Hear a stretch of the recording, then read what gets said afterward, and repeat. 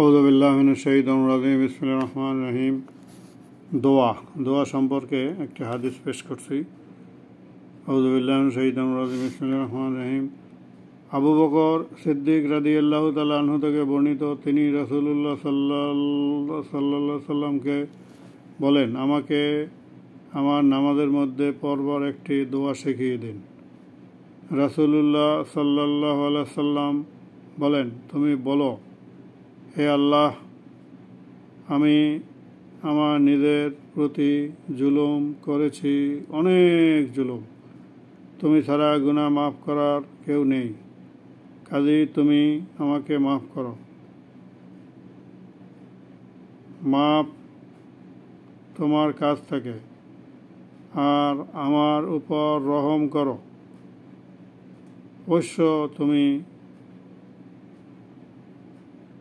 ক্ষমাকারী ও দয়ালু।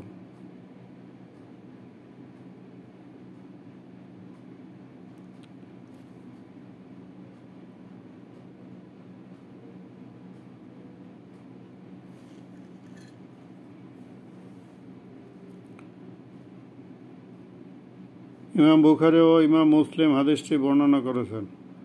অন্য এক বর্ণনাতে বলা হয়েছে, ফি বাইতি, অর্থাৎ আমার ঘরের মধ্যে নামাজে পড়বে। কোনো কোনো রিওয়াতে জুলমান কাসিরান, অনেক জুলুম।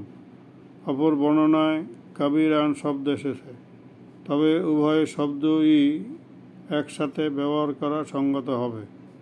কাসিরান অনেক জুলুম ও কাবিরান বড় জুলুম। এই হচ্ছে দোয়া সম্পর্কে একটি হাদিস। বিসমিল্লাহির রহমানির রহিম। আমি আরেকটি হাদিস পেশ করতেছি।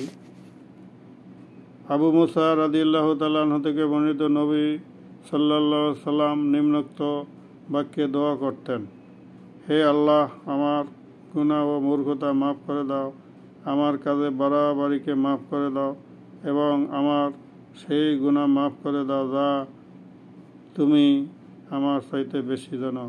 হে আল্লাহ, মাফ করে দাও সেই কাজ যা আমি ভেবেচিন্তে করেছি বা তামাশার ছলে করেছি, এবং যা আমি সজ্ঞানে করেছি ও অজ্ঞানে করেছি, আর যেগুলো আমার মধ্যে আছে।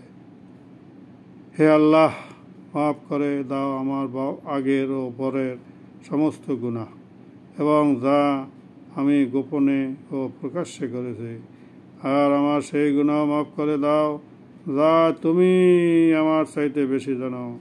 তুমি সামনে অগ্রসরগামী ও তুমি পশ্চাৎমুখীকারী, আর তুমি সব ব্যাপারে শক্তিমান।